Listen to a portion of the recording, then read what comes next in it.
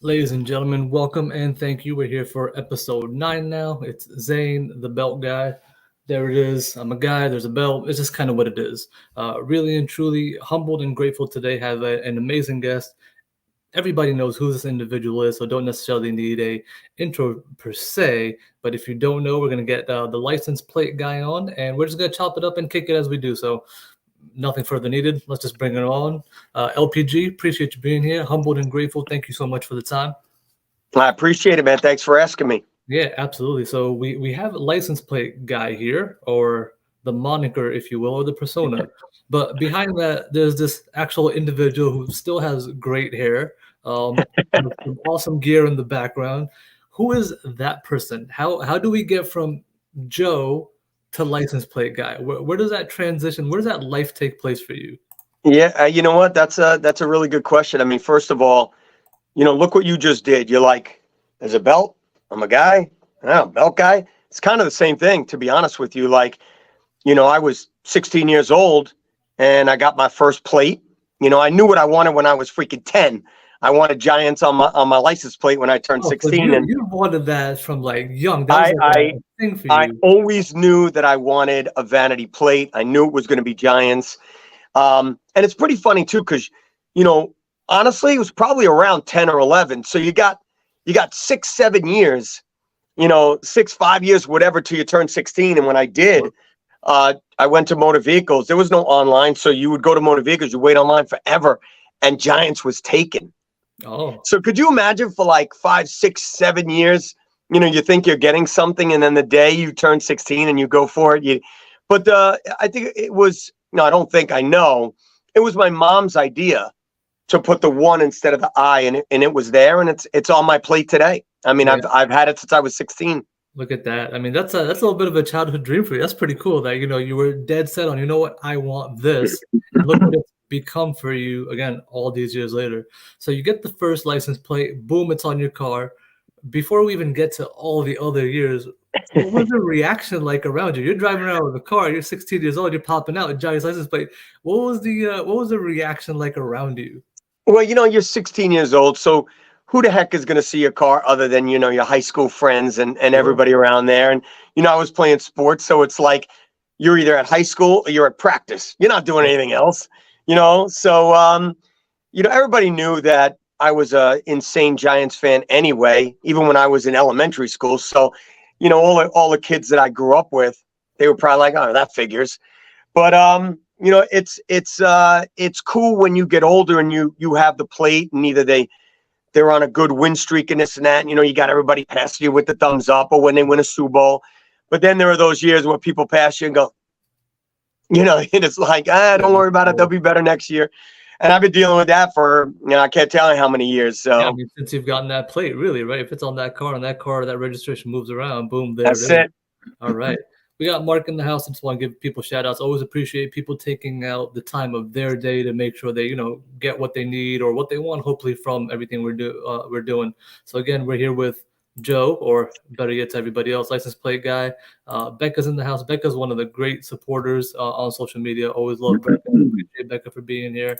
And we got CP New York Sports Pods in the house too. And as others are coming in, I'll make sure I shout you out. So you get the plate, right? Yep. You got your high school years. High school's over. What's the next move for you? Where does Joe go next in life? So obviously, I was a big high school athlete, and I went to play football and baseball in college. Obviously, my car and my plate went with me. Yeah. By that time, the Giants won Super Bowl, 25. So I was rocking a few plates. I had gotten this beat up car that I took to college, and I was able to, I think my second plate, was XX1, XX5. Sure. And, I was like, oh my God, I got 2 freaking Super Bowls. You know what I mean? So I had all the plates is you, right? You're coming up with these ideas like, yep, I need to add to my collection. Yeah. I mean, there's no such thing as social media. It's not like Zain, the belt guy, is going to jump on and be like, yo, I got a good idea for you. Fair enough. So it's what you want. Everybody else thought, vanity plates wasn't like a major thing. It was just somebody that would get one, because of their family, like 5 kids or, whatever. So their name on it, right? Yeah, I loved it. I was rocking 2 plates at that time. And don't forget, when you wear, well, shit, when you wear anything, license plate, hat, jersey to a Giants game, and they win, like they're superstitious. Yeah. So before you leave, they're like, "Yo, you better wear them plates next week." So it became a thing in the section, Oh, and nice. Nice, nice, you nice. know, that's how it just So spread from there. family season ticket holders or just avid game goers? Now, family season ticket holders forever. I mean, dad since the Polo Grounds, and even they're born and bred into the family. That's what Giant fans really are. I mean, it's family, faith, and football in any order that you want to take that in. Sure. And I always said that I had a brother. My parents had a boy and then 3 girls, and then me, and they were like, "Shoot, if this ain't another boy, and he ain't a Giants fan, we got to put him up for adoption." So you have no choice.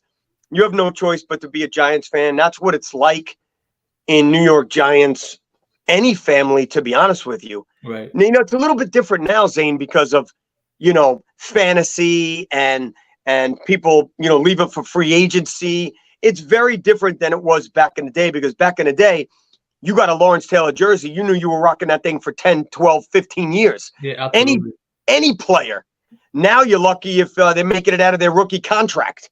Yeah, I mean, especially now. I mean, you bring in a rookie contract. I mean, the Giants don't have a lot of luck with retaining players. So if you get a jersey, you might make it to that rookie contract. I don't know, outside of that, for at least the past decade or so, we haven't had a lot of mainstays.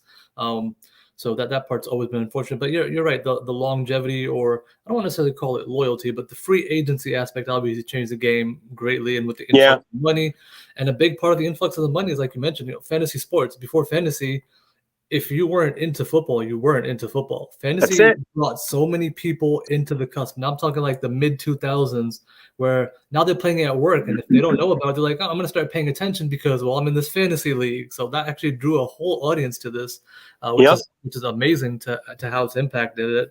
I mean, unless you're a Colts player, then you're getting suspended for betting on things. Yeah, correct. Yeah. So you did the college thing, you played sports, you got your second vanity. When do these other plates kind of start coming in? Now that's gonna be a little bit later, but when do you, I don't want to say officially, but when does license plate guy all of a sudden become a thing? That's a really good question. I think it was obviously after Tyree's catch. After Tyree's catch, they caught me, the "oh my God" guy on the DVD. So truthfully, when I went out, whether it was to the mall or to a Giants game, I was "oh my God" guy for a while, which was funny. Even though I was wearing the plates and this and that, I was still "oh my God" guy. But then it caught on. Social media caught on. 1, 2 plates became 4 or 5 plates.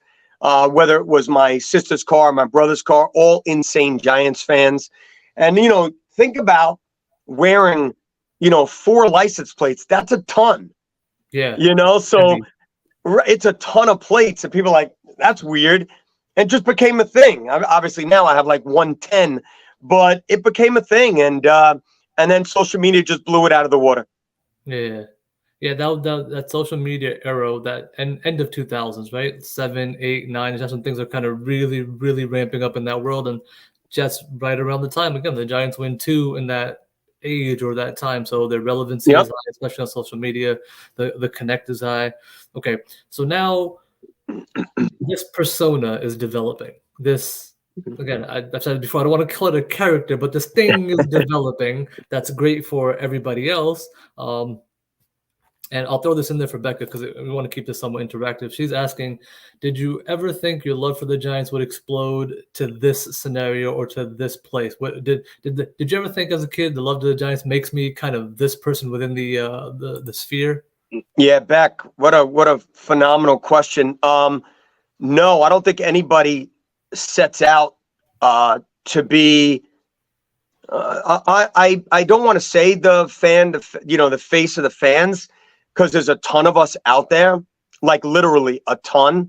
Yep. I'll only speak for myself because I was doing it so early and social media blew up after that. And right around the time I was Oh My God guy, it did blow up. Did I think it would become a thing? Did I think LPG would have the platform that he did? Third person. No, Becca. No, I actually didn't think that. But in the same breath, I love it. It's pretty darn cool. But don't forget, with high praise comes hate as well. Lots of So unnecessary scrutiny, lots of yes, unnecessary. a lot. Yeah. You'll get a ton of followers, and out of those followers, you'll get, whatever amount, whatever number that are just there waiting for you to mess up. That's it. So if you don't have, I don't know, maybe God chose me on purpose, because if you don't have thick skin, you got to get out of the game. You're going to be torn up. And I went through my share of stuff too, because I'm in the public eye. Yeah. So once you're in the public eye, you gotta sit there, take it, deliver it, and keep doing what you're doing. It never actually, just trying to be the positive fan that I am has got me where I am now. Yeah. Did you ever have a moment where you're sitting down, right? You're by yourself, you're just sitting down, you take a deep breath and you go, I wish I wasn't this license plate guy. Yeah, I did. Like I said, when you're in the public eye, it's different. So I'll take you back, I don't know, 7, 8 years now. I had a good friend that needed to borrow some money. And I gave it to him. I loaned it to him. Thank God we went to the town clerk and got papers notarized, because he turned around and said, what money? He's threatening me for money. I got arrested for that. Now look, no charges were ever filed. It was released and this and that. But the point is, if I'm not license plate guy, it's not a thing. Right. But when you are in the public eye, everything becomes a thing. So like I said, you gotta have thick skin. You gotta fight through that. It's kind of like I bring up this analogy only because I saw him 2 days ago. Travis Rudolph, right? Didn't he just get off of some murder or something in Florida? Right. So I just saw him at Neil's camp, and he was telling us all a story, like how he basically went through his story, and of course his story is going to be his story, Of course, yeah, 100%. But for the rest of his life, he's going to have to live with, you got off of a murder charge. Yeah, absolutely. For me, I don't know, it was kind of cool, actually. Somebody, the paper said I was in the mob or something. I was a big collector. I don't know. That was kind of cool for me because I went to this pizza place around the block from my house, and they were like, hey, yo, whatever you want, man, it's on the house. I was like, so it worked in my favor at the time. Sure. But the problem with, and I want to say this to people out there, the problem with getting in trouble is most people just take a plea, they do their community service or whatever. I refused to, because I didn't do anything wrong. It took me 9 months, bro, to clear my name. 9 months. And the detective got fired, and I won a little lawsuit. So it was all good in the end. Yeah. But I still take it today. I still take shit today. And that's unfortunate, because let's just say it's the other way around. Let's try to be, I don't want to say objective, but even as adults, as we progress in life, let's just say it's the other way around, and you did make a mistake, or someone does. Why are we still, I don't feel like I'm the same person 5 minutes from when I make a statement, right? I mean, if I'm being real at this page, I think people are ever changing. So wait, Zain, you don't know how right you are. I absolutely, now, it was a sumbitch then, but now, you don't understand how that changed me. When everything got dropped, I started the Atlantic Celebrity Softball game. And that was 100+ Giants in like my hometown, bro. Yeah. Playing dodgeball, home run derby, and softball. I mean, we raised over $100,000 for charity. That's so amazing. Right. So because of that, I flipped it to a positive. And this is, I think every positives come out of negatives, and it worked in my favor. So, you got to live through some shit to get, you got to swim through some shit to get to the nice clean water. Now I'm fine with that. Yeah, and you've said it yourself too that how do you deal with it? So as an individual, you have choices on how you want to deal with anything that's happening, foreseeable, going to happen. Of the cases, you gotta figure out how you want to deal with it. It looks like you've always, like you said, put a positive spin on it. That hey, listen, I can let it wreck me, or I can wreck it, and you always went down the direction of wrecking it as much as you could. Like you said, now you can see in the outcome how it's worked in your favor in that sense. Yeah, it's tough because I battle so many Eagles and Cowboys and Washington fans, to battle Giants fans, that makes it hard. That makes it rough. Yeah. It's the Giants fans that I just don't understand. If you and I were on here right now and you made a point and I made a point and we completely disagree, and then we got into personal attacks, like, why? Because we disagree on football? Yeah, because we disagree on a take? I'm sorry, bro. I'll never understand that. And that's why I always believe two things. One, everybody wants you to do good, just not better than them. 100%. And two, jealous people are really freaking jealous.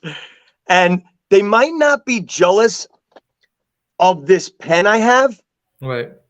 They just don't want me to have it either. Right. Because if I can't have it, you shouldn't. So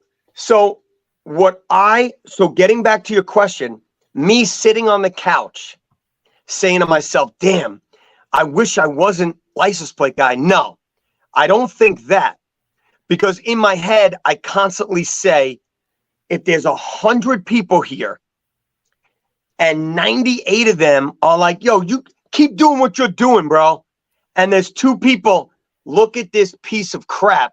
Yeah. I got to go with the 98, bro. Of course. Those 2 people are relevant in that scheme. That's it. You got to go to 98. And let me tell you something, Zain.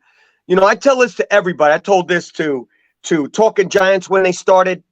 I told this to Sam Prince, who went through some crap. Matter of fact, I told it to every podcast I was ever on. I'm going to tell it to you. Yeah. As you grow, Zain, you're going to get haters if you don't have them already. It's part of it. I had him out of the gates just because I associated the word guy. They're like, oh, you knock off LPG. I was like, I don't even know this guy. Yeah, that's he. And then hopefully you're bright enough to be like, not that you did, not bashing LPG for some hater saying you're copying LPG. Oh, not at all. I did the complete No. I know.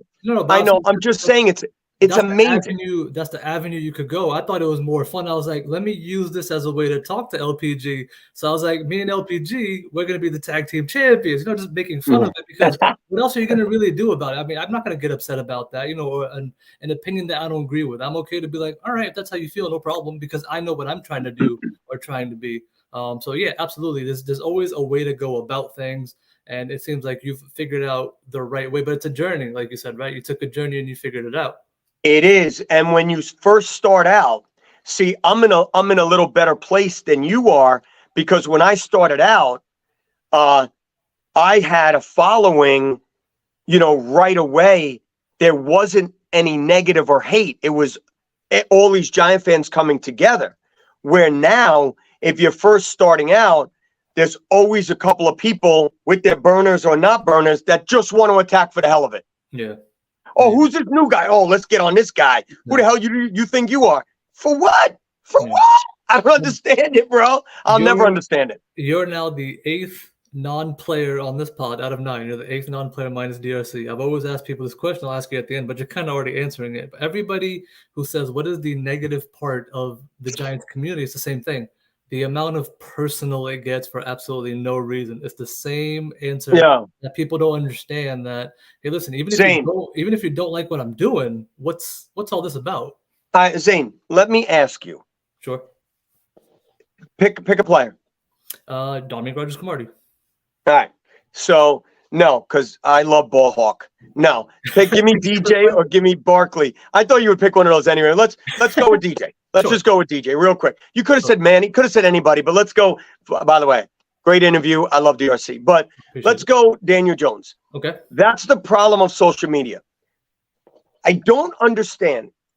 You can be a DJ questioner.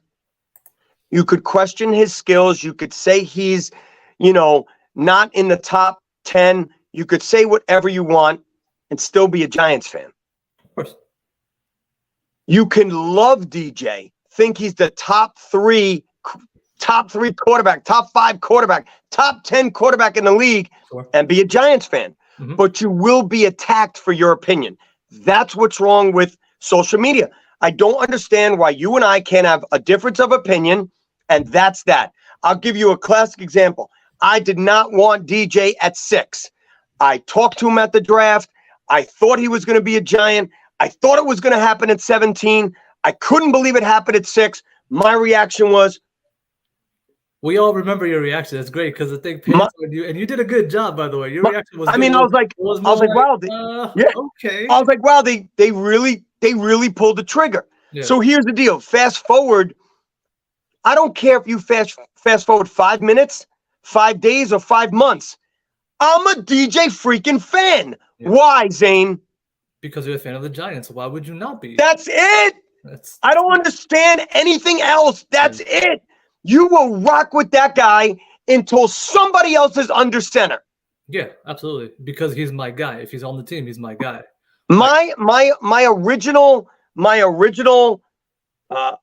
would say arguments were towards the end of Manning's career, when people started saying, "Oh, he's just the son of the Maris. He ain't going anywhere. This and that." I love Eli Manning. I mean, the guy is a goat amongst goats. Yep. Who the hell were you going to sit him for? Gino? Which they did. Yeah. Lauletta? Webb? Find me somebody else under center or put Manning back out there. Yeah. And then the arguments would spiral out of control. Sure. Not to mention, I mean, the pieces around him weren't even remotely good. We're not even getting into that. Yeah, that's a whole nother story. So 100% agreed with you. The ability to disagree with some Giants fan or a group of is just, it feels like you said, they're just out for this. Their narrative is just the negativity and how can I make this person break or slip, or how can I mess with them is what it seems like. Because like you said, there's plenty of players you're not going to like. Me, for the life of me, personally, O'Shane Ximines is probably the dopest dude ever. I do not like him as a player, simply because the guy can't get home, and that's his literal job, right? He's supposed to get to quarterback. He doesn't. I would never personally attack O'Shane Ximines. Why would I? What would be the point of that? He's a player, but he's on the team, so I need him to do well. It doesn't matter what I think. I'm rooting for him to succeed. Yeah. Well, you're also not 15 and can say anything you want on social media. So, I jump on. Look, I got a story to tell you. So the Giants lost the game, and I'm good. I was good friends with Mark Hertzlick, dad, right? So Mark Hertzlick and some Giants went out for dinner after a loss. Mark Hertzlick put it out on social media, and people are like, "Oh yeah, must be nice. Go out for a steak dinner after you get crushed. You had a shit game. You suck. This and that." So he can't eat food? Yeah. You can't eat. You got to starve to the next game. Understood. And his dad started answering back some people online. So I quickly called him and I was like, "Don't do that, bro. Don't do that. It's not going to end well for you. Like, they got your attention. Now you're giving it to them. Now they're going to attack. Yeah. And sure enough, they answered. They answered his dad back with, "Cancer should have taken your son." That's awful, man. That's so awful. I begged him not to answer. He didn't. He blocked. And years later, he would come back and tell me like how difficult that was to hear. But the advice of blocking and moving on and not having a conversation was so valuable, because he realized that after they said it, they probably went back to either their video games or, went to eat dinner and didn't think twice about his dad or the son or cancer or anything else. Sure. So people have to understand in their brains, people aren't thinking about you, bro. No. They're not going to sleep thinking about you. They're not dreaming about you, and they're not waking up thinking about you. So it was, I became friends with a lot of parents and players back then. And, I can offer that kind of, valued information because I've been around the game a long time. Sure, absolutely. All right, we got Chris in the house. Chris says, "What's up, LPG? Remember me from the guy? I'm the guy who told you my story with Weatherford." Yes, of course. Yep. Chris has worked out with, I believe, Weatherford a few times. Also, one of his mentors. Yep. We were asking about the Dunkin' Donuts. Are we still doing the Dunkin' Donuts? Yeah, I gotta tell you that took on a mind of its own. Do you know about that, Zain, or not really? I do. Right. I do pay attention, following. I believe it was Mondays, right? Yeah. So after the Giants won a game, I went to Dunkin' Donuts the next morning near work. I was in a pumped up, obviously great mood. Sure. I was like, yo, I got the people behind me, man. Whatever they want. Thank God it was only like 2 people behind me, not 10. But so I think they got a coffee and a donut, whatever the hell they got. And I was like, yo, because the Giants won. Next week or 2 weeks later, Giants won again. And somebody on Twitter reached out and said, yo, license plate guy, what's your Zelle? What's your Venmo? I'm like, for what? Like, yo, I want to buy the next person coffee. And I was like, oh, that is dope. That is so dope of you. Yeah. I got like 3 or 4 of them. I got like $20. And I'm like, holy cow. Put it online. I started getting hundreds. I started getting players calling me. I started getting people like Kyle Rudolph is like, yo, what did you collect? I'm like, 800. He goes, here's another 8. 1,600. I'm like, I don't need $1,600 to buy donuts. Yeah. So then I started saying, look, when you are in the public eye and you're getting some stuff like that, you're getting money coming in or you're doing raffles or this and that, your ass better do it the right way. Yeah. And you better literally put everything you're doing online, what you're spending, your receipts. I keep my receipts for everything. You could never question what I'm doing. Yeah. Never. I keep everything above board. And then, I started getting up. Zain, I started getting up at 4 a.m., bro. I had to get the Dunkin' Donuts. I had to get these cards. Yeah. I went around before work. I went around at lunchtime and I went around after. And then I put the videos out. And it's become this big thing. Yeah. So whoever answers that question, yeah, I'm going to keep doing it. It's become a real good thing. That's super, super cool. I shouldn't say we, but you should look into doing, like you said, that big pot, making sure that link is out there, because that's just a great donation. Just get it for the next one. It's like there's so much kindness involved, but it's also fun. Yeah. It's a good time, right? So I mean, look, really awesome. I don't care. I don't care if you send 50 cents. Some people, you know what people started doing? They started sending what the Giants scored. So the Giants scored, and Giant fans aren't dumb. Giants don't hit 30, so they only give me $20. No big deal. Yeah. Some of those Jason Garrett games, those maybe 9. Yeah. I don't know, man. Maybe not sure. I got 10 for you. Giants ain't hitting $45. Yeah, man. All right. So Becca, next question. Becca says, who will be the biggest breakout player this year? Who's the guy that's going to go, whoa? All right. So Becca, love the question. Beck, look, you're rocking my cash money. All right, so that's a big answer, because I believe Isaiah Hodgins takes a bigger step. I believe Daniel Jones takes a bigger step. So, and I know it's been said, it's been out there. I believe the Giants go as far as Evan Neal's progress. Yep. So I really want to say those 3 guys. I'm rooting for guys like Paris Campbell to make it. I'm rooting for Shep to come back. He's got a long hill, a high hill to climb for that. I definitely want to see Okereke. I think he's going to be unbelievable. I was quoted. I wanted that guy out of Stanford. I'm so happy. I was quoted on saying that Thibodeau. I think he's going to be good. I don't think he's going to be great. Mm-hmm.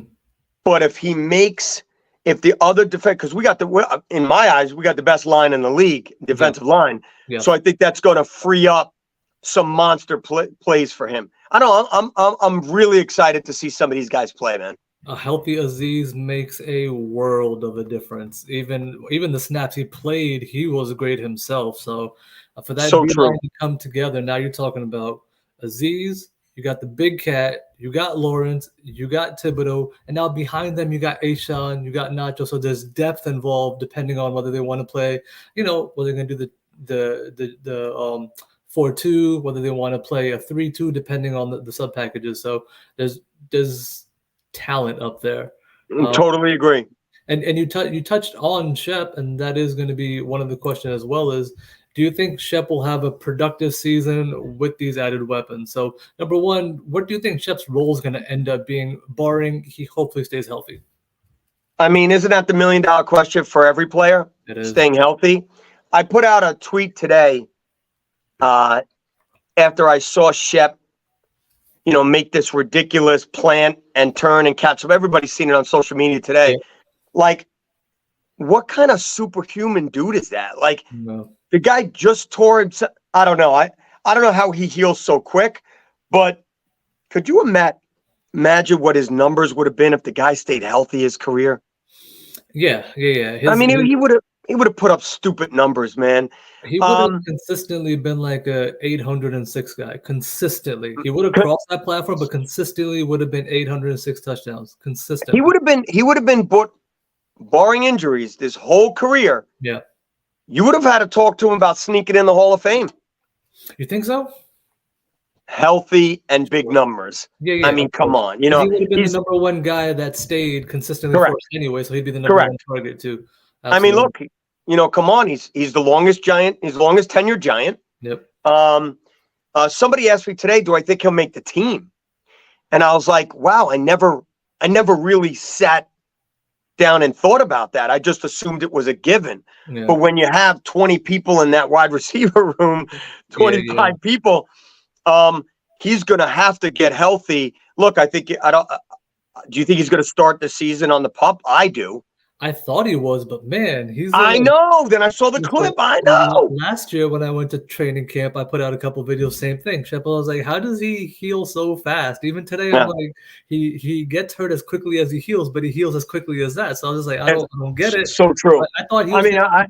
I thought part of the Jamison Crowder and the Paris Campbell was, okay, Wandale's hurt, Shep's hurt. These guys come in, supplement, but it looks like, I don't know now. It's just like, what now? Yeah, I mean, look, we're in freaking, come on, man, we're in June. Yeah, we got time. So I'm not going to answer questions like that, but I don't know. I think he's got a. Bless you. Yeah, bless you. It must be true. Yeah. Bless you. I think he's got a. Thank you. I think he's got a long way to go. Yep. But he's Shep, and he's the old head of the group. Yeah. So yeah, I do believe that he'll be there, and we'll see what happens. He ain't going anywhere. It's not like you're going to cut Shep and he's not going to be part of his team. Shep strikes me as the kind of guy, figuratively, that would rather die than stop playing football. That's what I've gathered about this guy. Because you don't know how right you are, and feels for him to be like, no, I'm done. The guy's a machine.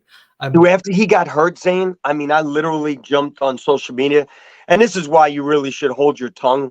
Sure. You shouldn't tweet in haste. I said, wow, his career is completely over. I think that was everyone, because the back-to-backs, and we were like, you know what? It was great. We'll miss you. You're the best ever. But even for you physically, you're not coming back.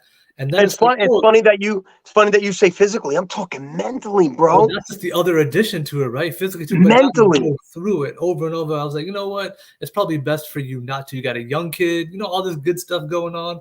But they re-signed them. I'm like, oh, okay. Let's I said the same thing. I'm like, what they do? I said the same thing. But love having him. Dog. He is a dog. So love having him. He's a dog. All right. Chris is asking, are you bringing back the charity softball game at the Rockland Boulder Stadium? So, Chris, that's my baby. I did that softball game. I think it was 16 or 17 for 4 straight years, and and it brought me Zain, I'm gonna tell you something that I don't actually tell a lot of people. Sure. So that first year, now I did that game on my own. I've got the players.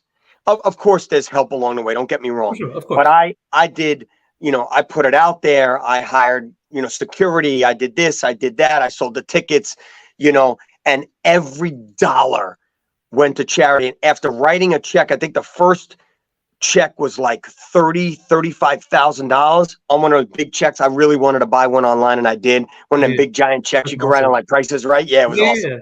Yeah. And I literally, I don't say this very often, but after the game, broke down. Yeah. Like, I mean, cried for like 10 straight minutes. Like, I don't think I had a tear left in my body. And then, and then I went on to do it for another couple of years. And, kudos to Landon Collins, who literally said, here's my name. Whatever you need me to do, go. And right now, Chris, I'm looking for another player. I would have had one this year, but the two people that I was working with was DJ and Saquon. Both had contract problems, didn't know if they were going to be here, didn't want to be involved in something extra when they didn't know what was going on, and time ran out. Sure. So I'm working now on a couple of guys, and I could tell you that I'm above 50-50 with bringing it back next year. Oh, nice. I'm looking forward to that, man. I want to attend. This sounds awesome. Love to donate. Definitely would look forward to that. All right. Now let's get into a little bit of football. This is the dying question. You know what the question is. It's on social media constantly. He's coming back, baby. Don't worry about it. You know the question. So What's look, going on? let's just get it out of the way. Sure. I don't give a crap who holds the cards. I don't care about any of that. You shouldn't bash Barkley. He's doing exactly what he's supposed to be doing. His team is doing what they're supposed to be doing. I don't want to sit here and say he got bad information, because if you want to get an extra $1 last year before the bye week, that was the time to do it. So you can't go and bash him for that. Sure. Should he have signed it? Yeah, of course he should have signed it. But I really thought it was happening at the bye week. It didn't. They pulled it off the table. See you next year. No problem. Everybody did it right. Running back market completely crashed, but Barkley said it best. Barkley to the Giants might not be the same as Dalvin Cook to the Vikings. It might not be the same as Zeke to the Cowboys. Every team is different. So in the end, this is going to get done. There's another month left. Okay, so what's going to happen? The Giants are going to sign him to a 4-year contract. He's going to get his $22 million guaranteed, because let's face it, those are the two tags. Yep. Two tags are 10 and 12. Yep. So you're going to be around 22. Maybe the Giants give him 24, make him happy. Maybe the guy give him 25. I wrote 22 to 28 today on social media, but I believe that it's going to be 22 to 24 to 25, maybe. Nothing wrong with that, okay, because those are the two tags anyway, and you're probably going to tag his ass. So I believe they're going to sign him. They're going to give him incentives. They're going to do this, stay healthy for the year. You get more money, and a balloon payment. It's going to be a lot of money in the third year, and a stupid amount, like $35 million the fourth year, which he's never going to see. Yeah. Because either when you get to that point, you either renegotiate, cut, or move on. Yep, absolutely. So what's the problem with that? And it doesn't matter what camp you sit in. I am so pro Barkley. He makes the Giants better, and he's a weapon. Yeah, absolutely. I want him. Don't know why anyone would want to remove him. And I am in agreement that, running backs can be done by committee. We've done it. Yep, that's correct. Absolutely, it's doable. But not everybody is just, snap your fingers and replace them. I know we can't, square peg, round hole, right? Everybody's not the same. Like I said, Saquon Barkley is quite a weapon. He's not the regular guy or the next guy. And like you said, if you take him off, now guess what? Some of those eyes that are spying on him, they're going somewhere else now. That's correct. They're not the Brightwell. They're not Gray. They're not going to look in the backfield and be like, okay, linebacker spying Barkley. So look, I also don't want to discredit the people that are shell shocked over the Galladay money. So that really has to come in to someone's brain. Like, come on, man, we're going to tie up $100 million on a running back, 70 million, whatever the number is. I don't even care what the number is because I don't think he's going to see all of it anyway. It's the guaranteed money. But you can't discredit the people that are shell shocked from a Galladay contract. Sure. We don't want to be wrapped. Different regime writing a different contract too. So if you look at the contracts being given out now, they're absolutely not the same. Like, people are crying about the Jones contract. It's a really good contract if you look at it. It's an excellent contract. We could talk about that all day, but the people that hate him are not going to view it as what you just said. No, not at all. I mean, even and on the flip side, I kind of feel bad, small, for Barkley, because I know you can't. I shouldn't say feel bad. You can't want to be the top pick in the draft or even number 2. You can't want to be the top pick in the draft and then complain about being franchised because you're the top 2, you're number 2 pick. So you can't have it both ways. Don't complain about being picked number 2, okay, top of the draft, and then 4 years later, be complaining about being tagged, because you can't have it both ways. Yeah. Look, Gettleman really did a lot of damage to the Giants. I didn't want Barkley at 2. I wanted a quarterback, Rosen. So there he goes, how much I know. But just like Daniel Jones, our conversation before, when they got Barkley, I was like, yes, he is the best athlete in the draft. Yeah. And of course, I go, you didn't even want him. You didn't even want. Stop it. The point. So what? He's on my team now, right? So what? So it's so dumb. But again, I really think I love Barkley, but Gettleman not even picking up the phone, and he could have moved back a couple of spots and still got him probably. I don't know. Yeah. But he really took the Giants back a lot of years, and unfortunately, Shane that's his job to clean it up. Yeah, I'm not a GM. Clean it up, bro. I don't. So this is one of those scenarios where I said this. I was like, this is one of those scenarios where now you don't envy a Joe Shane, right? Now he's in a position. It's easy when it's all good and everything's going well and everything's working in your favor. Now there's tension. Now there's bit of friction. All right, let me ask you something. Sure. All right, you ready? Yep. So you're Joe Shane. Right. You have the ability. My skin is clean. I have a nice car. I'm ready. I'm Joe Shane. You have the ability to set the tone with Barkley. Mm-hmm. You have the ability to say, you know what, bro? You're getting 10 million, and that's it. I'm not going back to the 14. I'm not going to 13. I'm not going to. You're getting 10. You're lucky. I didn't even want to go double digits. Yep. Barkley's camp wants 11. Whatever. We're still 2-3 million away from where we were, right? Are you willing to let him ride on the tag? Or in the back of your mind, do you have, wow, if I do this, I'm hurting a lot of people in that locker room. I'm not the go-to GM that I was just a year ago. Yep. I'm not the guy that can be trusted to take care of you. Now, look, this is all hypothetical. I'm not saying any of that's going to happen. I'm just saying, but what is the process, right? Now, right. What should Joe Shane, should they make a deal? Your side, my side, your side, my side. All right, let's meet here. Or do you stand your ground no matter what? Well, I don't think good GMs stand their grounds no matter what. You always have to be open-minded in every scenario, in every situation. So in that case, right now you're playing chess, and I agree with the chess game right now on both sides. It's 100% agreeable. You should 100% say, both of these things are true and real. You should hold your ground on the tag right now. You should absolutely hold out and want more money. We can all agree to that, logically speaking, at least.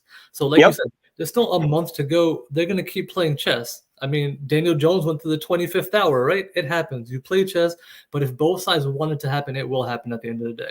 It doesn't happen when people don't want it to. That's when it doesn't happen. I'm totally with you. Totally think it's going to happen. Yeah.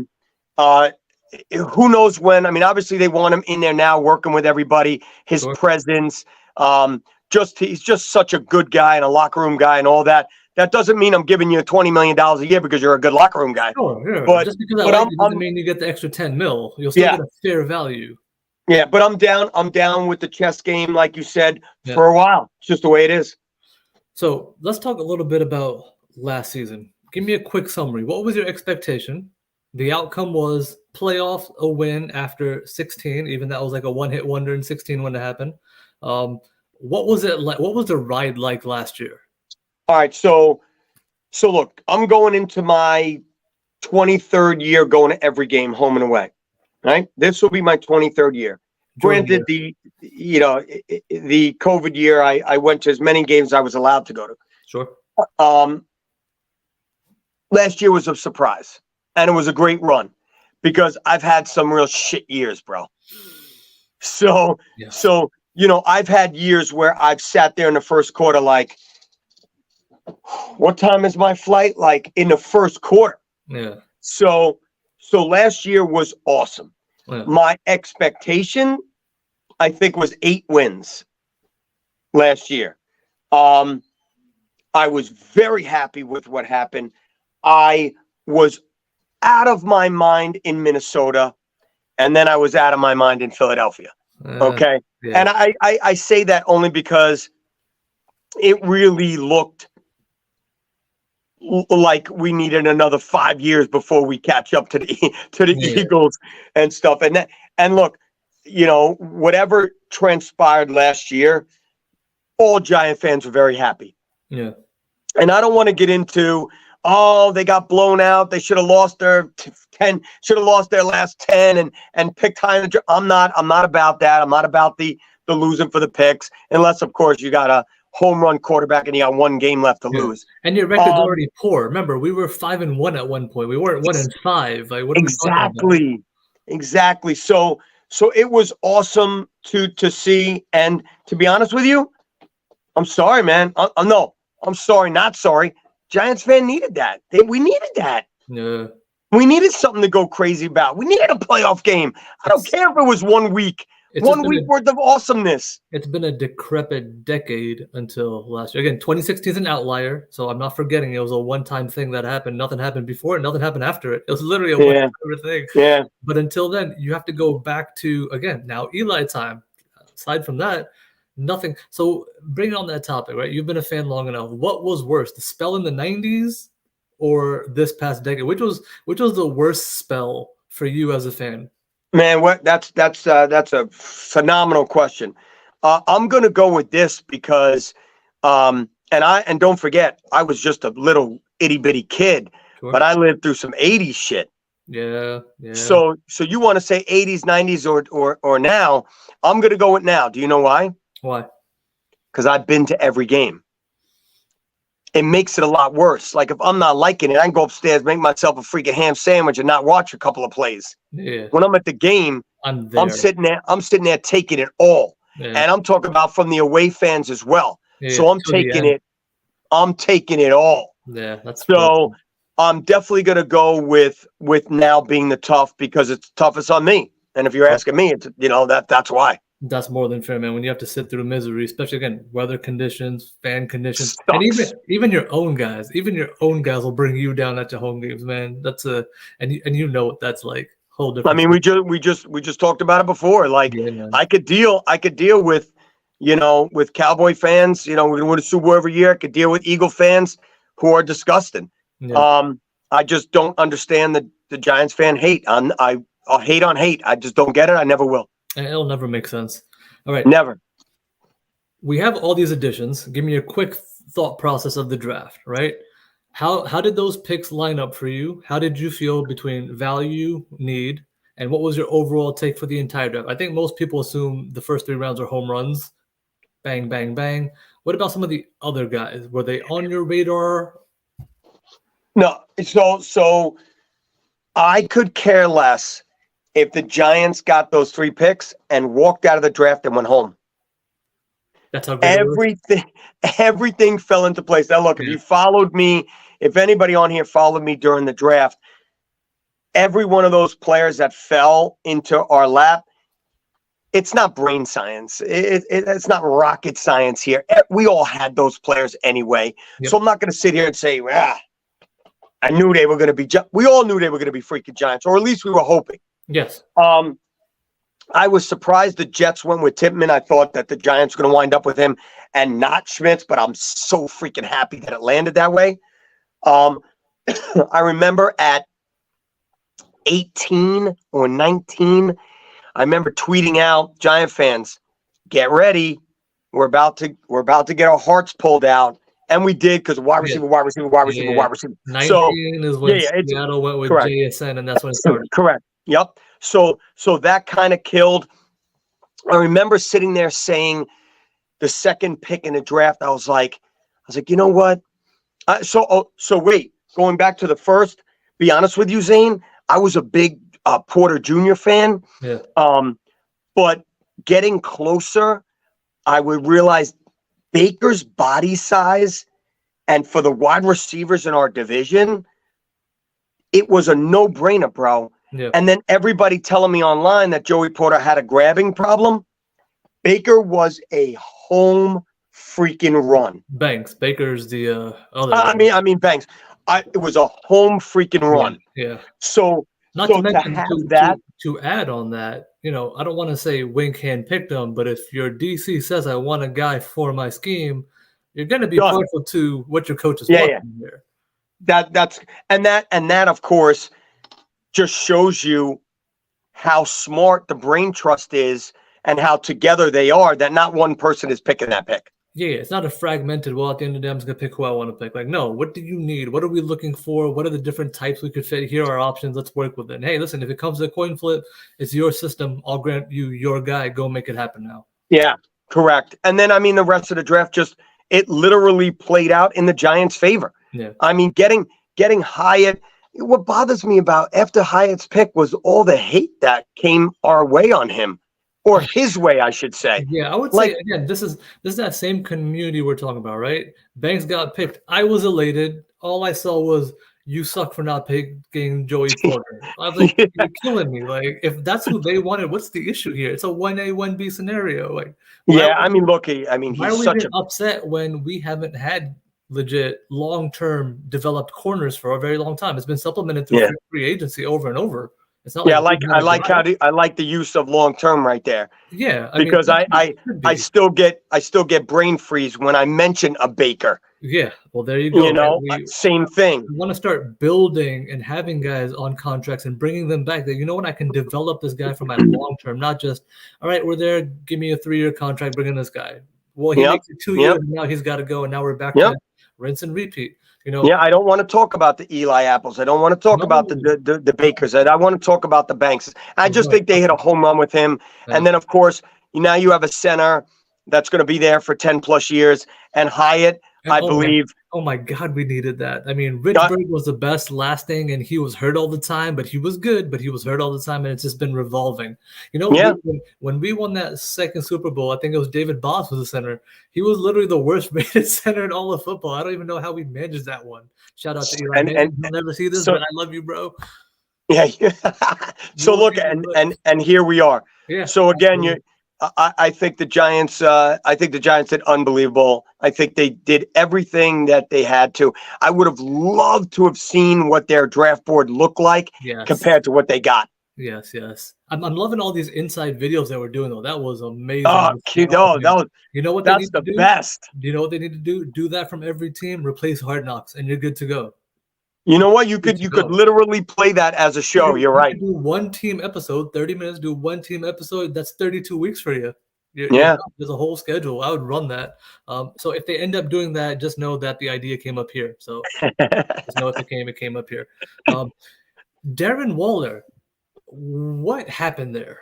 How did it happen? What were your thoughts? Look, I think the Raiders were trying to get rid of him for a year. I don't know. And signed him. It's such an odd move by their GM. I know. And they're like, let's get rid of him. I don't know. I think gives us flashbacks to, we didn't sign him to trade him, people, but we won't mention that guy's name. But I think it's funny because we got to bring up the health, right? Yep. We have to. So I think once the Giants got Waller, it made them that much better. It made everybody around them better. He immediately comes in, and people are going to laugh at me. And I said this online, like, he's a Giant. He's number one. Yeah. He's my number one target right now. Yes. Until Hyatt can prove that he's a number one receiver, what's the problem making Waller a number one? Not at all. Kelsey's a number one target. It's number one target, right? So right. We're talking target. Waller him. I'm referring to the same thing you are, right? The target is the target. So correct. For me, I don't know if Hyatt will ever really be a number one. Not that he can't be, but I think he's better served as the Deshaun Jackson, Will Fuller mold, where he's just going to be that elite number two to just melt the top off of your defense. Because you can move around, get him a free release. Don't even worry about, he can't be pressed. Who cares? I don't care. Yeah, who the hell cares? And then you know what? I also believe Waller coming in made Bellinger a better player. Oh, yes. Bellinger, yes. Bellinger all of a sudden ate Bellinger. Hercules, and, Hercules? I mean, it's unbelievable. He's got arms like the size of Dable's head. He's a great kid. I texted him the other day on Instagram, and I was just like, dude, what happened to your arms? Yeah, so I mean, look, he is a great dude. Yeah. And I think that's another position, that's going to be, who you keep and who you letting go. LPG, let me give you this scenario. So close your eyes and see the scenario, right? The offensive line lines up. Daniel Jones is in shotgun. Saquon Barkley, you're running 12 personnel. You got DGB and you got Waller. You can either move DGB to chip and leak, or you can help him and keep him in to help the running back. You can split out Saquon. You can RPO it. And now on top, you got Waller either running a seam or working the middle. You got Hyatt going 9 if he wants to. You got Slayton Speed crossing in the middle, or Wandale. All these weapons now. What is the opposing defense thinking when now you see all these little weapons, but now all these weapons collectively are going to put pressure on you? You can't guard everybody. You're looking around like, who are we taking here? Yeah, I'm seeing a lot more one-on-ones now, because who are you going to give the additional resource where now you got guys who can kill you one-on-one? They can win one-on-one. And like you said before, you're going to still have to eye Barkley out of that backfield. And that's why it's such a key piece. Because if I said Eric Gray, you'd be like, well, I'm not. And again, Eric Gray to me is already RB2. He's already RB2 in my opinion. So that's not a knock on him. I happen to agree with that. Yeah, and that's not a knock on him, but I mean, Saquon is Saquon, and we have to put Saquon is Saquon. You know who I wouldn't sleep on? I think Paris Campbell is going to be very big for the Giants. Yes, it's sure looking like it. But what's the word? Healthy. Paris Campbell has to prove the same thing as 10 other guys have to prove. Stay freaking healthy. Yeah, he had a good year last year. I mean, we don't even talk about Daniel Jones finally stayed healthy. Makes a big difference for him. He stayed healthy. Big one. Look, I really don't understand the hate that he gets. I believe he's a very good quarterback. I believe he has all the tools, from using his legs to his arm. I think he doesn't have the tunnel vision anymore. I believe he did everything you asked him to do. His progressions, taking care of the football, and now he's got a different kind of passing tree. So I really believe that he's going to flourish. I will say this out loud. No excuses. Not one excuse. You played your ass off. You brought the Giants to the playoffs. You got your contract. I don't want to hear about weapons.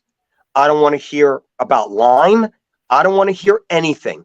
Daniel Jones, go out there and win us some games. That's it. Yeah, absolutely. It feels like there's enough now. There's enough. I agree. No matter what happens, Saquon's back. Whether it's 1 year or 5, bro, he's coming back regardless. He's not sitting out. I want to make that very clear. I don't know why people think that's ever going to happen. I know he has to say it. He's not doing it. There's zero chance. I mean, look, that brings me back to the arguments I used to have about Landon when Landon came out and said, I'm not playing on the tag. Meanwhile, wish, we're playing ping pong. And he's like, yo, I'm definitely playing. I know, Yeah, of course you're playing, bro. like worst case, here's the worst case scenario, and people seem to be okay with this. Saquon's going to pass up 10 million guaranteed and sit out a whole year and not play football. That is Yeah. the worst case, and people think that's possible.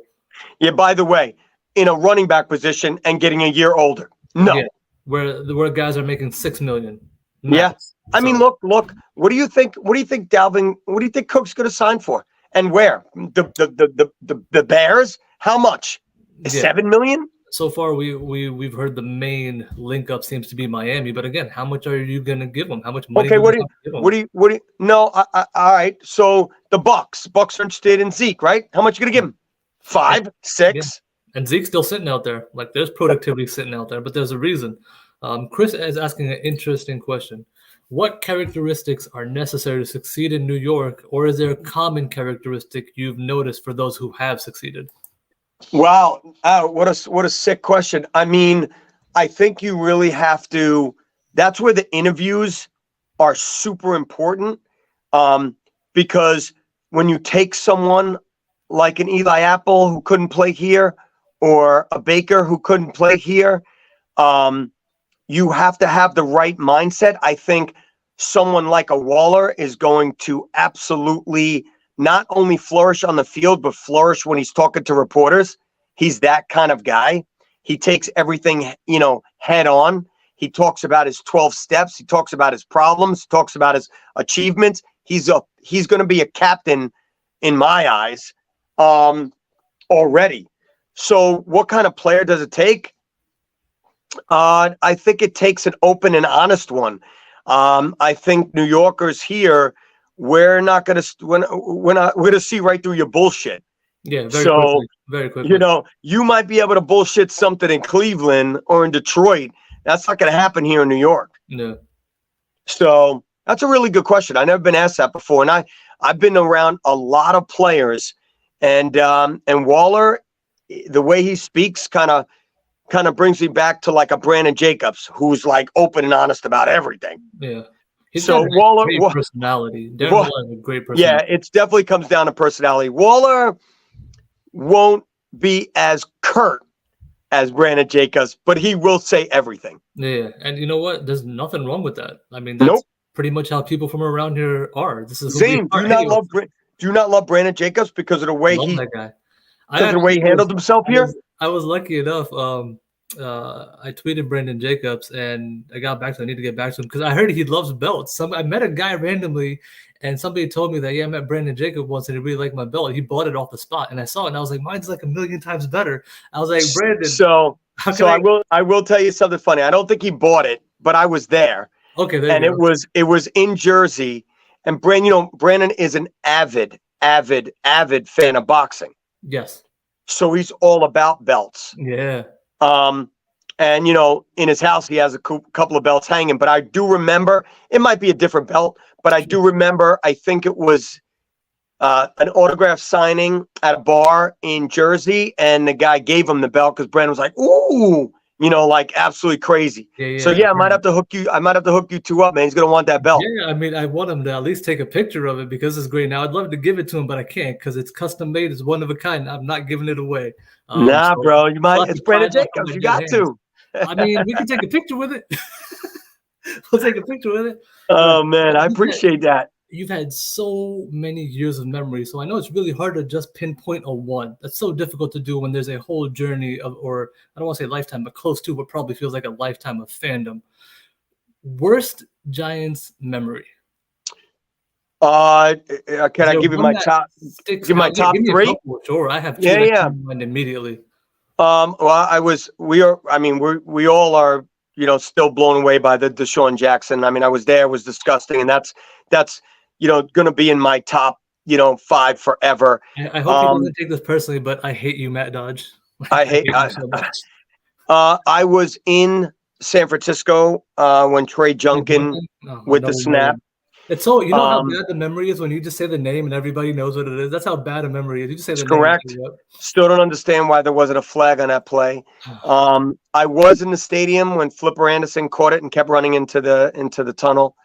That was a killer. If Giant fans did see it, just Google Flipper Anderson and then throw up later.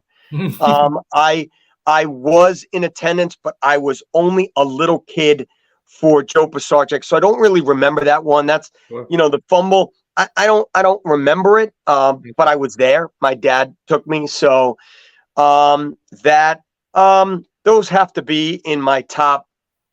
And then I could sprinkle in the 61-yarders all over the place against I us. got But one more. And it doesn't seem to be a lot of people's, but it kind of haunts me just because I remember it so vividly, and I was so excited, but I was so crushed. And that's the Super Bowl against the Ravens. That was misery for me. That was so absolute misery. I'll tell you why. That doesn't go crazy with Giant fans, because it wasn't a heartbreaker, bro. The penalty. I was pretty heartbroken. No. I'm talking heartbreak to me. Kind of like the way the Eagles lost, right? Correct. Losing a game from the second quarter on is different. Yeah. Absolutely. I mean, we got wrecked. And it's funny that sits on my memory too. Not one of the most devastating ones for me, but that's when I started going to every single game. Gotcha. So could you imagine deciding that this is the year that I'm going to go to every game and go into the Super Bowl? I'm like, man, I'm going to be at the Super Bowl every year. Yeah. So so that was heartbreaking. I'll tell you, I told the story a bunch of times, but I'll tell it to you. So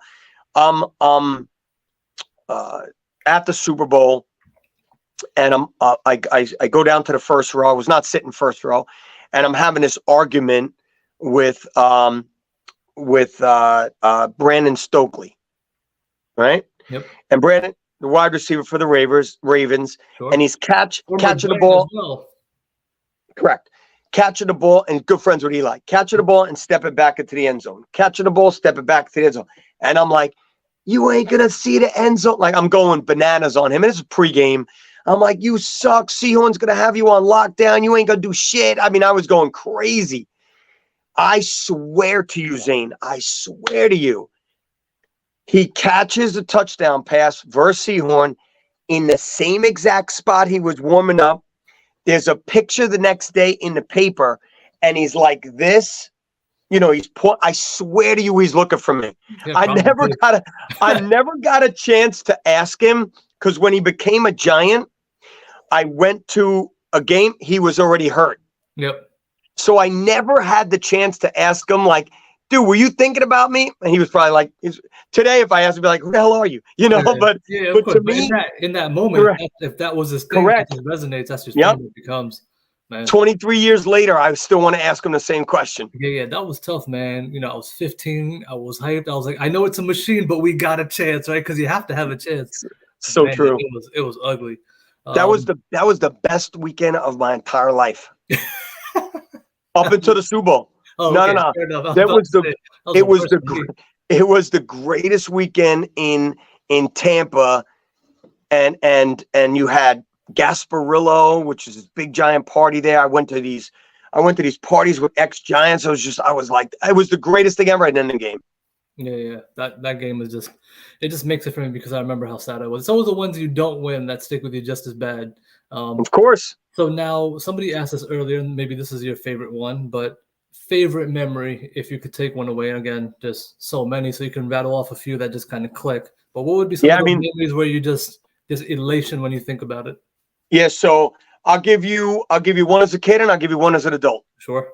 The one as a kid is in '86, going to the Super Bowl, beating Washington 17-0, the wind swirling, the garbage around the stadium, the fans going crazy. The New York Football Giants are going to the Super Bowl. It was the greatest game, because people were crying, bro. They're crying. And then they go on and they beat Denver. So that was one for me as a kid. And obviously historically leading up to that, again, the 70s were awful. Like god awful. So this is a bridge of fans just waiting for a moment, and that moment kind of coming closer and closer. Correct. And again, just a kid, so I didn't get to live through the crap of those 70s. Sure. And then as an adult, it's got to be 42. It has to be. I mean, how could you write a better script? Undefeated Patriots. You just lost to them. They just, 18-1. They're undefeated. It's going to be 19-0. It's good. And we played them, right? There's a little bit more juice. You played them at the end of the season. You felt like you belonged. There's all these stories running. It was an unbelievable run. Road Warriors finish, and then you're playing against the Patriots, who really they're laughing at you, bro. They're laughing at you. That was the one where Tom Brady didn't shake Eli's hand, right? Was that one or was that 46? I think it was 40. No, it was 40, 42. I think you're right. Yeah. I don't remember, but I mean, 17 points. We're only going to score 17 points. Yeah. I mean, it was great. It was total elation. It was great. Greatest upset of all time, Super Bowl history. How could you vote against it? Yeah, look, I'll go to my grave with saying I witnessed in person the greatest play, not catch, not throw, the greatest play in Super Bowl history. The escape with the ref not blowing the whistle, with Eli not throwing the ball to freaking Snee, with the catch from Tyree on the helmet, Harrison trying to knock it out, Smith talking to him like, yo, let him go, he caught it, bro. Yeah. Like, are you incredible? Yeah. And then you fast forward to 46, and then you that go freaking on top of that, and you win it all when you didn't think it was possible that you could win that game. And that's correct. 4 years later, now Eli's laser, right? Whole game, he's killing it. Victor Cruz, I mean, that to me is the greatest throw and catch in Super Bowl history. I actually just tweeted that the other day. That throw, and here's why I will say that is the greatest one. There's no luck involved in that catch and throw. It was pure skill. That throw is pure skill, which is why to me it's singularly the greatest one, because it was on a dime, only where your receiver can get, and great catch by Manningham. Excellent catch. But that throw to me is just beautiful because of the skill involved in it. You know what? Two things. I always thought that the Ben Roethlisberger corner of the end zone, Antonio Holmes, was it until 46, obviously. And I will tell you something funny. Earlier, and I've said this on many podcasts, earlier in the game, Eli Manning, and you would have to rewatch the game. Eli Manning hit Manningham on a sideline pass. Manningham did not get 2 feet down. Yep. And I remember him coming over, and I think he got chewed out. And fast forward to that throw and catch, you couldn't have made him go out of bounds. He was going to get his 2 feet down no matter what. And fingertips. Fingertips. It's slide right out. It's fingertips. It's unbelievable. It was absolutely beautiful. And at that moment, kind of like the Tyree moment, you're like, all right, something's cooking here. Like, something's cooking. Yeah. Something's cooking. Absolutely. Chase Blackburn on Gronk. Something's cooking here. And you still had that ferocious D-line smacking people down, which is our bread and butter is going to be that defense, or has been to this standpoint, with obviously contributions all across. But it was just 18-1 definitely was amazing. And the second one is a great memory. Any personal memory, not really game related, maybe an interaction with a player, maybe an interaction with a fan, maybe a moment like that, you know what, that kind of really, that's a good memory when I sit down, I look back, be like, you know what, that was really nice. I mean, look, I've gotten a chance to, do a snow angel. I mean, I'm just a fan, Zain. Yeah. I got a chance to do a snow angel on the field. I hugged Eli Manning at Super Bowl 46. There's that picture of you in the confetti, right? I got. There's no picture of it. That's my one regret. I hugged Eli Manning after 46. Don't have a picture of it. Yeah. I know someone took that pic. Yeah, I don't care where, but someone took it. I think that I'll die knowing that I was a part of that. For myself, not a part of the team. Yeah, of course. I got to do that. Yeah. I think becoming friendly with a lot of players, gaining their trust, going away on vacation with Jacobs and Bradshaw, and playing ping pong every day with Odell, like that stuff's never going to leave me. Yeah. I'm going to have that forever. So I think that, those memories are great. I still do a lot of shows with them now. So I'll go to my grave loving that. I think being able to have, 60, 70 some odd players signing the ceiling That's awesome. to my man cave. I mean, I've been blessed as a fan to have these relationships, and like I told you before, I try to give back. I try and share. If there's something I have an abundance of, and there are people on here right now that'll tell you, if I have something, I'm going to give you something. I don't need something from you to send you something. Like, you know what, Zain? Pick a person on your live right now, and let's send them let's send them one. Let's send them one right now. This is an XL. Pick someone, DM me their name and address, and I'll send this shirt out tomorrow. Okay, I got you. You know what? I'm going to look through these comments. I'm going to pick up a person. I will DM you. And just like Joe said, boom, there's going to be a shirt coming your way. You know what I mean? Like if I know that I could give back, do it. And which you already do. I will say this. I've never seen you go out of your way looking for attention for these things. So things happen in the background. I can at least attest to, from what I've been able to see. I do follow you. I do pay attention. I've never seen you go out of your way to say, hey, look what I'm doing. I've never seen that be a narrative. I'm sure. Sorry, let me apologize. I'm sure that's a narrative for those who want to make that one, because we know those people exist. But from my point of view, my vantage point, I've never seen that from you. You're just out there trying to do good work, and that's what it is. The only thing you bring is really like, hey, listen, I'm doing this. If you want to hop on the train, this is the train, not, hey, look what I'm doing. Dude, I can't thank you enough for saying that, because I got into it with someone last week, 2 weeks ago, whenever it was. I saw that interaction. I was like, yeah, I didn't understand how it became so dumb. I'm trying to tell people that I think it was over suicide or something, like a fan, and he said I made it about me. First of all, it's my social media, so what I write is about me, of course. All right. But I think what bothered me the most of that, and I don't even remember his name, and I'm sure I live rent free in his head, but the thing that bothers me the most is he was saying that I don't do things without, like, if people give me something, I want something in return, or if I give something, I want something in return. That kind of bothered me because what you just said, like, no, that's what I don't need. If people give me tickets to give away, I don't need anything from you. I don't want to owe you a favor either, though. Yeah. So I asked the same question. Are you sure? Yes, I could find a home for these, but I really appreciate what you said there, because, it boils down to jealousy. If you want to do it, do it. Yep. If you want to follow. If you want to hate, go somewhere else. I don't care. I'm going to block you and move on. It doesn't matter to me. Yeah. I think we as a society have completely mixed up what criticizing is and what actually hating is.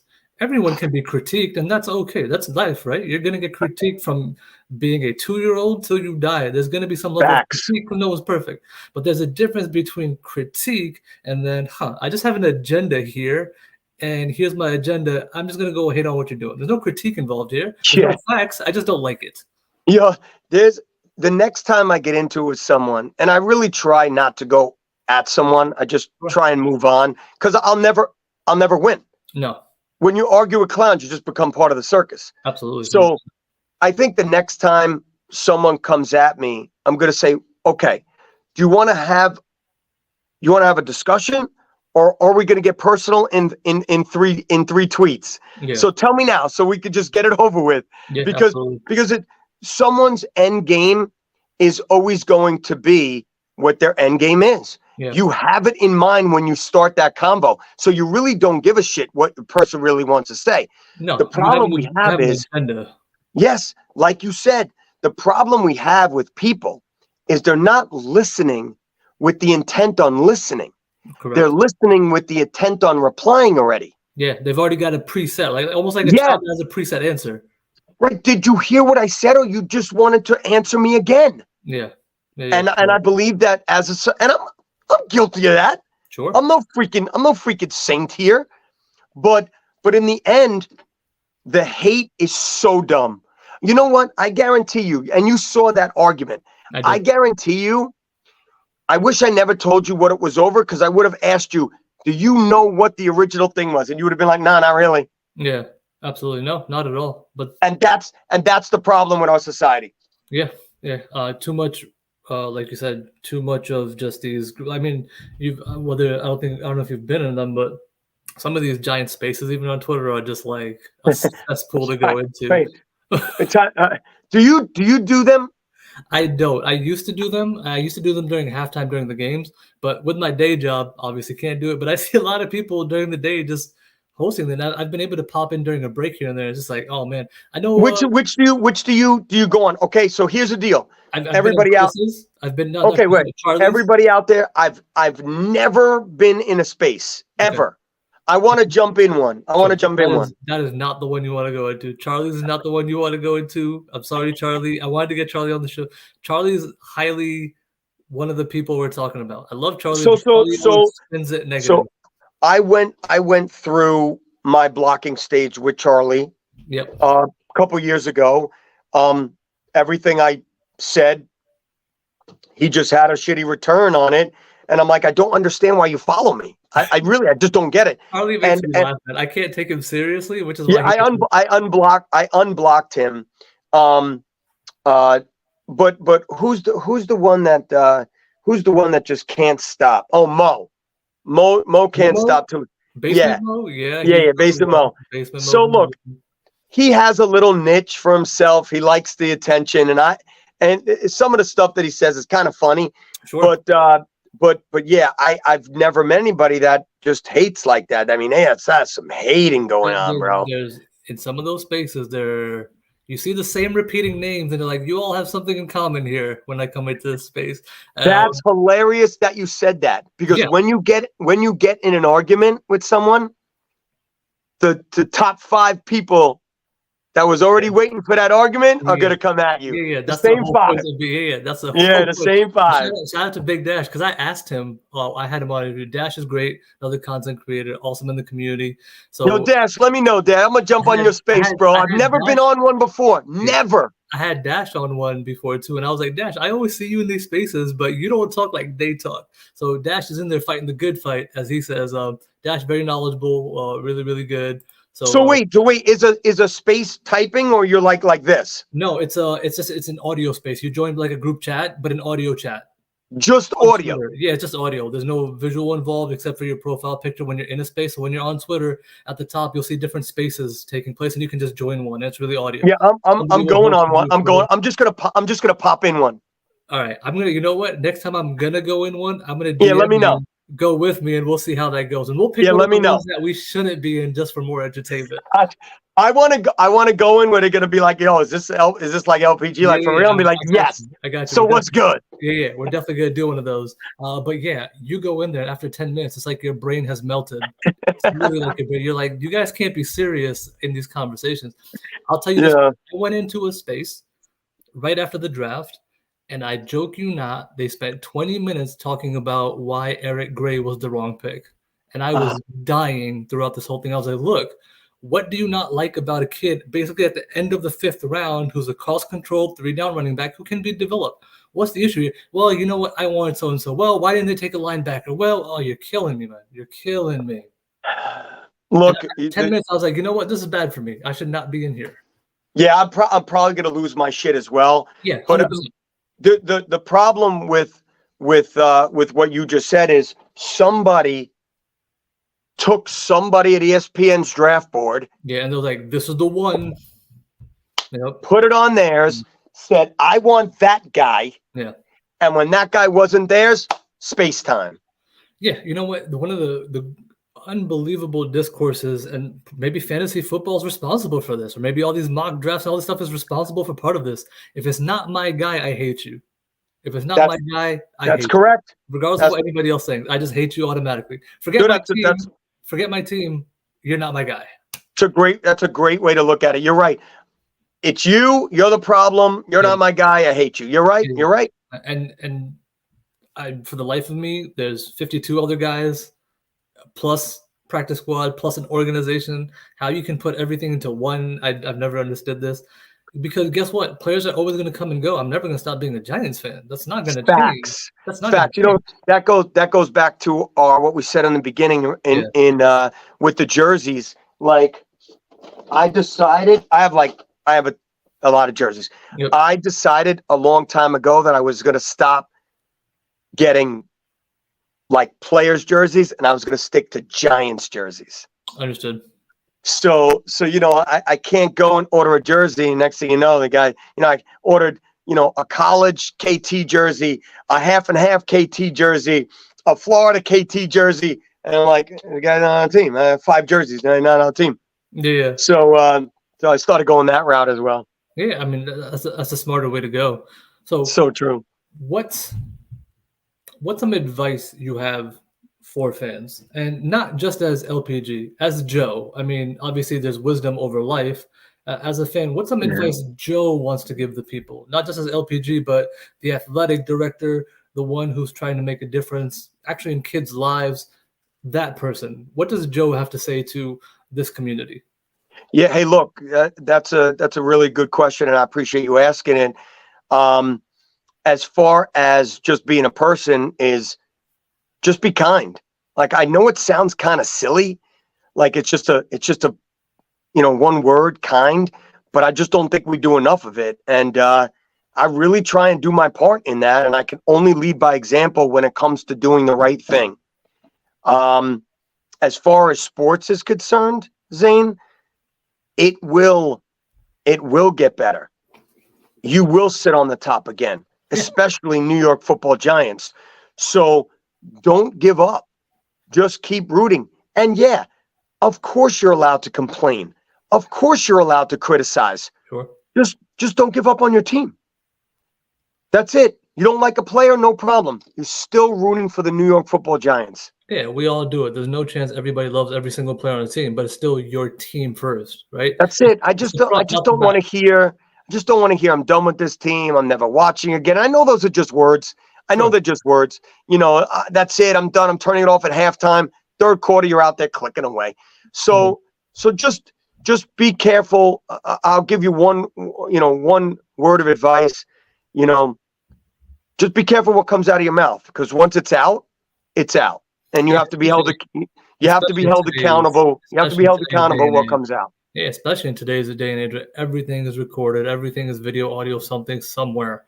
So yeah, definitely have to be smart would be the best thing. And of course, like you said, we even talked about the beginning, right? Positivity goes such a far way. And of course, you don't have to be extreme on any side. You don't have to be uberly positive, where obviously you're just above reproach of any type of critique, or the complete utter negativity aspect where all you do is complain. There's there is a healthy balance, believe it or not.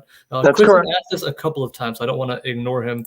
Which players do you think deserve to be in the Giants Ring of Fame? Cough, cough, Zach Diossi. As a cough. I mean, look, you're going to have to build another stadium with the amount of people that I want to put in there. So I'm a complete homer when it comes to that. I'd put every freaking last one of those players at 42 on that. There's so many guys I'd be like, yes, Ahmad Bradshaw, why are you not there? Correct. I mean, come on. Just like it comes down to, when we talk about retiring numbers, I mean, there's just so many you could retire. There's just so many that's going to go on the Ring of Honor. I mean, look, my next 2 things is trying so hard to get Otis Anderson in the Hall of Fame, which I think he really belongs in there, and waiting 2 years for Eli to get in. So those are the two things on my plate right now, and I'm ready for it. And you know what? And Tiki Barber as well, but I don't want to get into that convo. Yeah, sure. Eli Manning, if he gets on first ballot, which he should, and social media melts down, how much fun are you going to have that day? How much fun are you going to have that day? It will break the internet, my friend. The arguments are going to be nonstop. And he's getting in, bro. Yes, first ballot. 100%. I don't care what anybody says. 100%. He's getting in first ballot. Yeah. It's delusional to think otherwise. It's absolutely delusional to think otherwise. Even objectively, I can even happily remove the fandom part at it. Objectively, he gets in. He gets in. That's it. Joe Big Dash is shouting us out. Appreciates the show, but he also said Big Dash is in Cali, so he'll be going to the San Francisco game. So he says if he's out there, he hopes that he can run into you. Come on, man. You know what's happening, man. See you in Santa Clara, baby. Yeah, absolutely. Oh, look at that. Belts and plates. That's gonna be our tag team name. That's it. Bells and Belts plates. and plates. When we go into a space. Yeah, belts and plates. You know what? That's what we're gonna do. Your first space, you and I are gonna host a space. That's how All we're right, so gonna do it. let's do it. Tell me when we're doing it, and we'll do a space. Absolutely. I'm gonna DM it and we'll promo it. We'll pick a time that works, and boom, we will do a belts and plates space and see how that goes. All right, let's do it. All right.